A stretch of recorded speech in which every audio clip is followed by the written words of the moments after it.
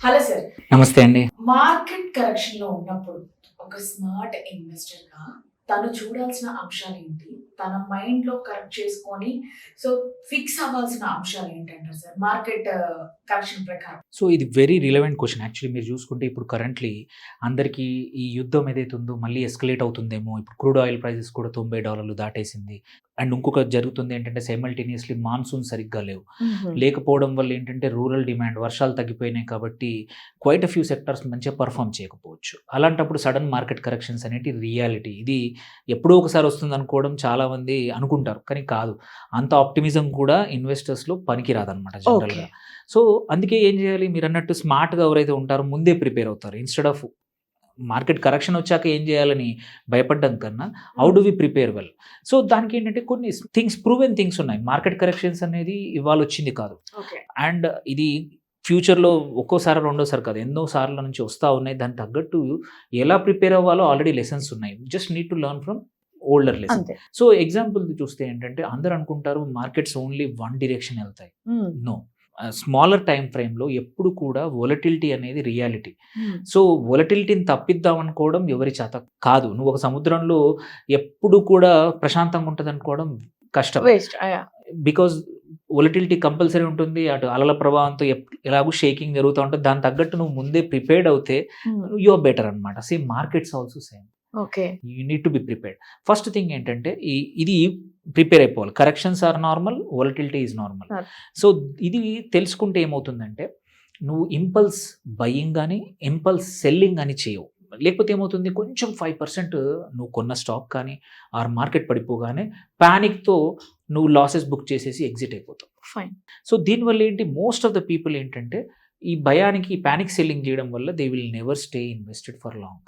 మరి అలాంటప్పుడు చూడాల్సిన మేజర్ పాయింట్స్ ఏంటి సార్? అప్పుడు ఏంటంటే ఫస్ట్ థింగ్ నువ్వు కొన్నప్పుడు ఒక థీసిస్ ఉంటుంది. ఏ స్టాక్ కొన్నా, ఏ సెక్టర్ మీద అలొకేషన్ ఇచ్చినా కానీ ఆర్ ఏదైనా మ్యూచువల్ ఫండ్ కొన్నా కానీ మనం కొన్నప్పుడు కొన్ని థింగ్స్ కంపల్సరీ చేస్తాం. మెంటల్లీ చేస్తాం. ఒకటి ఎంత రిటర్న్స్ ఎక్స్పెక్ట్ చేస్తున్నాం, ఎన్ని రోజులు ఇన్వెస్ట్ చేస్తున్నాం, ఈ కంపెనీ కానీ ఆ స్టాక్ కానీ ఆ ఫండ్ కానీ ఎందుకు కొంటున్నాం, ఆ థీసిస్ మారిందా లేదా అని చూసుకోవడం మోర్ ఇంపార్టెంట్ దాన్ ఈ small corrections. Volatility, broad market volatility. Broad market volatility అనేది మొత్తం అన్ని స్టాక్స్ని అన్ని సెక్టార్స్ని ఇంపాక్ట్ చేస్తుంది. ఓకే. నీ సెక్టర్ స్పెసిఫిక్గా ఇంపాక్ట్ అయిందా, నీ థీసిస్ ఏదైతే మొదలు అనుకున్నావు, ఎస్ ఈ fund like example defence stock XYZ defence stock ఉంది. ఆ స్టాక్ నీకు తెలుసు లాస్ట్ 3 years నుంచి వండర్ఫుల్ రిటర్న్స్ ఇచ్చింది. ఆర్డర్ బుక్ హ్యూజ్ ఉంది, ఎగ్జిక్యూషన్ బాగా ఉంది, return on capital employed, return on equity ఇవన్నీ నంబర్స్ కూడా సూపర్ ఉన్నాయి, ఫండమెంటల్లీ స్ట్రాంగ్ ఉంది. బట్ బికాజ్ మార్కెట్ మొత్తం వోలటిలిటీ ఉంది కాబట్టి ప్రాబబ్లీ ఇన్ఫ్లేషన్ పెరగడం వల్ల దాని యొక్క కంపెనీ యొక్క ఇన్పుట్ కాస్ట్ పెరుగుతుంది అనే భయంతో కావచ్చు ఆర్ మొత్తం అన్ని స్టాక్స్ పడిపోయాయి. బట్ నీ కంపెనీలో ఈ కంపెనీకి థీసిస్లో ఏం మార్పు రాలేదు. అలాంటప్పుడు ప్యానిక్ సెల్లింగ్ చేయడం కన్నా స్ట్రాటజిక్గా వెయిట్ చేయడం వెరీ ఇంపార్టెంట్. బికాజ్ మనం మర్చిపోకూడదు 2 years 3 years వెయిట్ చేస్తాను. ఆ 2 years 3 years కాలేదు, ఇంకో ఓన్లీ 3 months 6 months అయింది. వై ఆర్ యూ అంటే సడన్గా డిసిషన్స్ ఎలా మారిపోయాయి. So most of the people ఏంటంటే ఎవరైతే వెల్త్ క్రియేట్ చేశారో long term investors, successful investor, 5 star investors అంటారు చాలామంది, పోర్ట్ఫోలియో చూస్తారు. దే డోంట్ ప్యానిక్ సెల్ కానీ ప్యానిక్ బయింగ్ చెయ్యరు. వాళ్ళు ఏ డిసిషన్ తీసుకున్న స్ట్రాటజీ ఉంటుంది. ఎస్ ఇవన్నీ టెంపరీ కరెక్షన్స్ అనేది నార్మల్. ఒక ఫ్యాన్ తిరగడం అనేది ఫీచర్, కదలడం అనేది ఫీచర్. సో అదే ఒక ఫ్రిడ్జ్ ఉంది, కదలడం అనేది ఫీచర్ కాదు, అది బగ్. అవును. అప్పుడు మాత్రం చేయాలి. ఫ్యాన్ ఆగిపోతే భయపడాలి. సేమ్ వే మార్కెట్లో స్టాక్ ఆగిపోతే, ఫండ్ గ్రో కాకపోతే ఈజీ భయపడాలి. కానీ అప్ అండ్ డౌన్ అవడం అనేది normal. That means it is alive. So మన మనం ఈసీజీ కూడా చూసినప్పుడు ఏంటంటే కొట్టుకుంటూనే అది నార్మల్, యువర్ అలైవ్ అన్నట్టు. Same with the portfolio also. Lot of people want స్టడీగా ఇట్లా పెరగాలంటే అవ్వదు. That is not the reality. That is not a life. That is a dead portfolio. ఏదైతే గ్రో అవ్వదో సేమ్ కన్సిస్టెంట్ గా ఉంటుందో that's a dead. The perfect example. So అందుకే ఏంటంటే మనం చూసుకుంటే రీసెంట్ గా చాలా వొలటిలిటీలు వచ్చాయి. పాస్ట్లో కూడా 2008లో అందరికీ తెలిసిన వొలటిలిటీ, 2020లో కోవిడ్ వల్ల 40-50% పడిపోయింది. బట్ ఎవరైతే 1 year 6 months వ్యాక్సిన్ వరకు వెయిట్ చేశారో మార్కెట్స్ రికవర్డే కాదు, బౌన్స్ బ్యాక్ అయ్యి 100%, 200% రిటర్న్స్ ఇచ్చాయి 21, 22, 23, 24 వరకు. సో ఈ లెసన్స్ నేర్చుకోకుండా రీసెంట్గా వచ్చిన ఇన్వెస్టర్స్ అందరూ కూడా most of the time panic buying and selling చేస్తూ ఉన్నారు అనమాట. You should not do. Even మన ఇండియన్ మార్కెట్లో చూసుకుంటే అక్టోబర్ 2024 తర్వాత ఎఫ్ఐఐస్ కాన్స్టెంట్గా సెల్లింగ్ చేస్తూ పోయారు. నియర్లీ 2.5-3 లక్షల కోట్లు సంవత్సరానికి అమ్ముడుకుంటూ వెళ్ళిపోయారు. ఎఫ్ఐఐస్ ఒక టైంలో నియర్లీ 20% మన మొత్తం నిఫ్టీలో ఈక్విటీ ఉంది. అది ఇప్పుడు 14-15% పడిపోయింది FIIs holdings. But still markets రెసిలియంట్గా ఉన్నాయి. సో కొన్ని స్టాక్స్, కొన్ని కంపెనీస్ అట్లాగే పర్ఫామ్ చేస్తూ ఉన్నాయి. లాస్ట్ క్వార్టర్లో ఇచ్చిన రిజల్ట్స్, నిన్న మొన్న ఇస్తున్న రిజల్ట్స్ కూడా వండర్ఫుల్ ఉన్నాయి. సో అందుకే ఫస్ట్ ప్యానిక్ సెల్లింగ్ అనేది వెల్త్ కిల్లర్ తప్ప వెల్త్ క్రియేట్ చేయదు. That is the first thing ఒక స్మార్ట్ ఇన్వెస్టర్ చేయాల్సింది. ఎప్పుడు ప్యానిక్ చేయకండి. కాంపౌండింగ్ రిక్వైర్స్ ఏం చేస్తుందంటే కంటిన్యూటీ అవసరం. సో ఎవరైతే కంటిన్యూస్గా ఒక స్టాక్లో మీరు మల్టీ బ్యాగర్ కావాలనుకుంటారు, 20x 30x స్టాక్ నుంచి రిటర్న్ రావాలంటారు. బట్ 30x అనేది స్ట్రైట్ ఫార్వర్డ్ లైన్లో రాదు. Let's say it's journey from 100 rupees to 10,000 rupees. ఒక స్టాక్ది గ్రోత్ అనేది స్ట్రేట్గా 100, 200, 300, 1000, 2000 అలా ఉండదు. It might go to 2000 from again 500కి రావచ్చు. అక్కడ నుంచి మళ్ళీ 3,500, 4,000కి వెళ్ళొచ్చు, మళ్ళీ 1,000 రూపాయలు రావచ్చు. సో ఎప్పుడు మనం స్టే ఇన్వెస్టెడ్ ఉండాలి అంటే మాత్రం థీసిస్, అండర్ గ్రౌండ్ థీసిస్ బాగుంది, ఏం మారలేదు, కంపెనీకి ఏం ఇష్యూ లేదు, కార్పొరేట్ గవర్నెన్స్ బాగా ఉంది, ఆ నంబర్స్ చూసుకొని ఆ సెక్టర్ కూడా ఎటువంటి ఇష్యూ రావట్లేదు, అలాంటప్పుడు please stay invested. Panic selling చేయకపోవడం అనేది వన్ ఇంపార్టెంట్ థింగ్. సో దాని తర్వాత కూడా ఇంపార్టెంట్ ఏంటంటే ఎప్పుడు కూడా నీకు అనిపిస్తుండొచ్చు కరెక్షన్స్ ఉన్నప్పుడు నేను ఇన్వెస్ట్మెంట్, అందుకోసం ఒక బఫర్ క్రియేట్ చేసి పెట్టుకోవాలి. సో అప్పుడు ఏంటి, నీకు మంచి ఆపర్చునిటీస్ రావచ్చు. ఈవెన్ సేమ్ స్టాక్ నీకు కన్విక్షన్ గట్టిగా ఉంటే, నువ్వు థీసిస్ గట్టిగా ఉంటే, రీసెర్చ్ గట్టిగా ఉంటే, ఇట్లాంటి ప్యానిక్ సెల్ చేసినప్పుడు వేరే వాళ్ళు నువ్వు డబ్బులు పెట్టి కొనుక్కోవాలి. That is the smart investor method. Buy when other people are selling, hold when other peoples are buying aggressively. కొన్నిసార్లు ఎక్స్పెన్సివ్ అనిపిస్తుంది, యూ డోంట్ నీడ్ టు. కొన్నిసార్లు మిస్అవుట్ చేసి పక్కన కూర్చోవడం is not a wrong. This is another important thing. Markets are flying, కొన్ని stocks ఉన్నాయి. So they are, it has grown like anything. అరే అందరూ కొంటున్నారు, నేను మిస్ అవుతున్నాను అంటే ఫియర్ ఆఫ్ మిస్సింగ్. అట్లాంటప్పుడు కొన్ని చోట్ల whenever you think stock is expensive, sector is expensive, అన్రేషనల్గా పెరుగుతున్నప్పుడు you don't need to participate. కావాలంటే పక్కన కూర్చోండి, డోంట్ నీడ్ టు పార్టిసిపేట్. అది ఒకటి. దెన్ కుదిరినప్పుడు ఈ లిక్విడ్ బఫర్ అనేది చాలా ఇంపార్టెంట్. యావరేజ్ అవుట్ ఎప్పుడు చేయండి అంటే when everybody is selling. Average out. Cell ఎప్పుడు చేయండి అంటే మీ థీసిస్కు ఆర్ మీ అనుకున్న goal.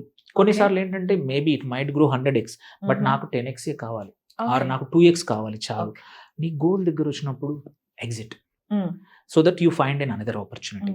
And third important thing ఏంటంటే లాస్ మేకింగ్ స్టాక్స్ కంటిన్యూస్గా అండ్ యు నో కి దే విల్ రికవర్ అన్నప్పుడు cut the losses. Smart investor ఎప్పుడు అనవసరమైన ఆర్ చెత్త స్టాక్స్ని ఆర్ అండర్ పర్ఫార్మింగ్ స్టాక్స్ని పోర్ట్ఫోలియోలో ఉంచుకోవద్దు. They stink.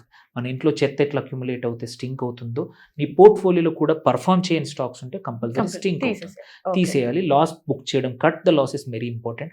Because opportunity cost of same money ఇంకో చోట పెడితే ఫాస్టర్ గ్రో అవుతుంది. This is another important thing. చాలామంది నేను రీసెంట్గా ఒక లాస్ట్ 1 or 2 monthsలో ఆర్ చాలామంది ఇట్లాగే చూస్తూ ఉంటే లాస్ మేకింగ్ స్టాక్స్ చాలా ఉన్నాయి. సో అది అట్లా హోల్డ్ చేసి పెట్టుకుంటారు అనమాట. Yes they might be 20%, 30%, but 20% of నీ 20 lakhs పోర్ట్ఫోలియో ఇస్ 4 లక్షలు. 4 లక్షలు ఈజ్ గివింగ్ సంథింగ్ ఎల్స్. 10% అయినా you are adding more value to it అనమాట. సో అందుకే స్ట్రాటజిక్గా యాసెట్ అలొకేషన్ చేసుకుంటూ ఎప్పటికప్పుడు ఎంత మార్కెట్ ప్యానిక్ ఉన్నా డోంట్ అండ్ రీబ్యాలెన్స్ చేసుకోవడం. అవసరం వచ్చినప్పుడల్లా ఎక్కడెక్కడైతే ఆపర్చునిటీ బాగుందో ఇంకా కొనుక్కోవడం, ఆపర్చునిటీ బాగాలేని చోట cut the loss. So and ఎప్పుడు కూడా కొంచెం లిక్విడ్ బకెట్, ఎప్పుడు కొంచెం డబ్బులు రెడీ పెట్టుకోవాలి. ఏ స్టాక్ ఎప్పుడు మంచి దొరుకుతుందో తెలియదు. సో అందుకే కొనేసుకొని పెట్టుకోవాలి కంపల్సరీ.